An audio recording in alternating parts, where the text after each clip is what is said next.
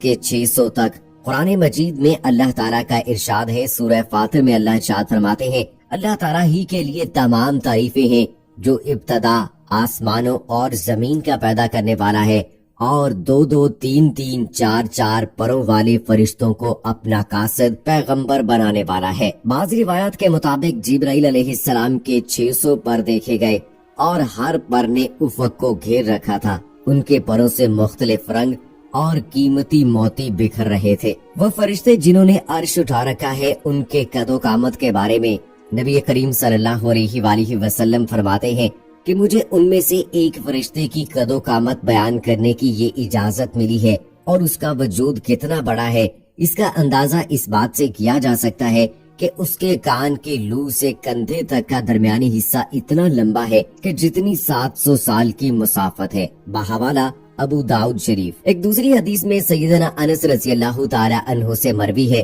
کہ نبی کریم صلی اللہ علیہ وآلہ وسلم نے ارشاد فرمایا، عرش کو اٹھانے والے فرشتوں میں سے ایک فرشتے کے بارے میں مجھے یہ بتانے کی اجازت دی گئی ہے، اس کے پاؤں سب سے نچلے 7ویں زمین میں ہیں اور اس کے کندھوں پر عرش ہے، اور اس کے دونوں کانوں کی اور کندھوں کے درمیان اتنی دوری ہے کہ اسے طے کرنے کے لیے پرندے کو 700 سال کی پرواز چاہیے۔ وہ فرشتہ کہتا ہے، یا اللہ تو پاک ہے جہاں بھی ہے اور جہاں بھی ہو۔ دوستو، اللہ تعالیٰ نے فرشتوں میں شادی بیاہ کی حاجت نہیں رکھی، اسی طرح انہیں کھانے پینے سے بھی بے نیاز کر دیا ہے۔ اس کی وضاحت قرآن مجید میں حضرت ابراہیم علیہ السلام کے اس واقعے سے بھی ہوتی ہے، جس میں ہے کہ ابراہیم علیہ السلام کے پاس فرشتے آئے تو آپ علیہ السلام ان کے لیے فوراً گوشت لے آئے، مگر انہوں نے اسے تناول نہیں کیا۔ بحوالہ سورہ زاریات آیت نمبر 26 اور 27۔ اللہ تعالیٰ نے فرشتوں کو بیماری، سستی، کاہلی،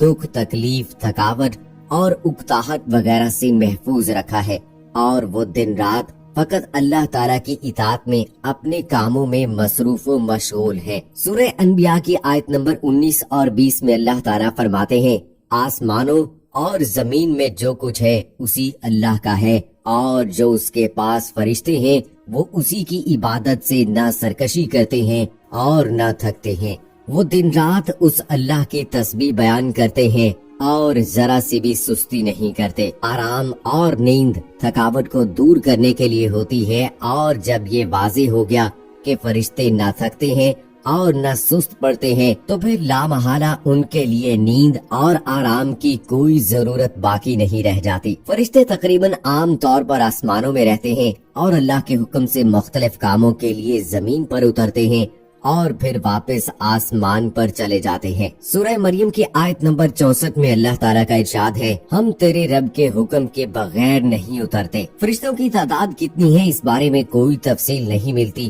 اللہ تعالیٰ کا فرمان ہے، تیرے رب کے لشکروں کو اس کے سوا اور کوئی جانتا ہی نہیں۔ بعض احادیث سے معلوم ہوتا ہے کہ فرشتوں کی تعداد بہت زیادہ ہے، بلکہ اندازہ ہوتا ہے کہ انسانوں اور جنوں سے بھی ان کی تعداد زیادہ ہے۔ ترمذی شریف اور ابن ماجہ میں ایک حدیث مبارکہ ہے، سیدنا ابو ذر رضی اللہ تعالی عنہ سے مروی ہے کہ اللہ کے رسول صلی اللہ علیہ وآلہ وسلم نے فرمایا، آسمانوں میں کہیں 4 انگلیاں جگہ بھی ایسی نہیں جہاں کوئی نہ کوئی فرشتہ سجدہ ریز نہ ہو۔ اسی طرح صحیح مسلم میں اللہ تعالیٰ کے پیارے نبی حضرت محمد صلی اللہ علیہ وآلہ وسلم کا فرمان سیدنا ابن مسعود رضی اللہ تعالی عنہ سے مروی ہے کہ اللہ کے رسول صلی اللہ علیہ وآلہ وسلم نے فرمایا، روز قیامت جہنم کو اس حال میں لایا جائے گا کہ اس کی 70 لگامیں ہوں گی، اور ہر لگام کے ساتھ 70,000 فرشتے ہوں گے جو اسے کھینچ کر لا رہے ہوں گے۔ فرشتوں کی ایک خاصیت یہ بھی ہے کہ وہ اللہ تعالیٰ کے حکم سے اپنی اصلی شکل کے علاوہ